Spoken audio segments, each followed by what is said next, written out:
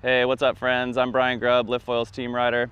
And by now you've probably seen the LIFTX, the new e-foil that's been out for a few months now. And I've had a lot of people asking me what's the difference between the high mount motor and the low mount motor. So today I'm just gonna kind of talk about a few different scenarios where you would want one versus the other.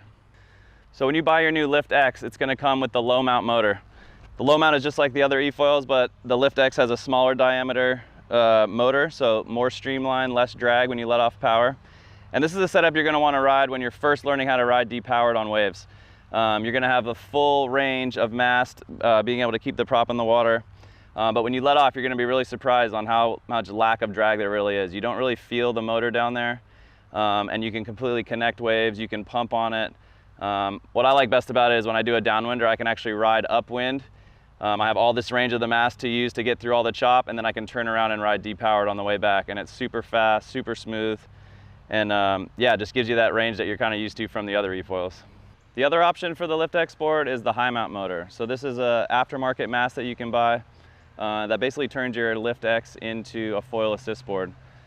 This setup's great for, you know, when you're going to be riding waves more instead of going long distances to get to the waves. You know, I really enjoy riding this, like if I'm just looping like a wave like at a surf break. I can drive out, catch a wave, let off the power, get the entire motor assembly out of the water, so I'm just riding the wing. Surf a bunch of waves and then power up and drive around and basically just do laps. It's also great for doing downwinders where you're not having to go upwind first. Easy to just get out through the surf, power up, get on the wave, and then you know you have way less drag with the prop and the motor assembly being out of the water. So having both masts kind of gives you options for both. Both of them will work for I think all scenarios in foiling, downwinding, you know, stealing waves behind the boat, riding waves, catching big waves, towing yourself in. So it's nice to have both masts. You know, I kind of go back and forth between the two. You know, work great.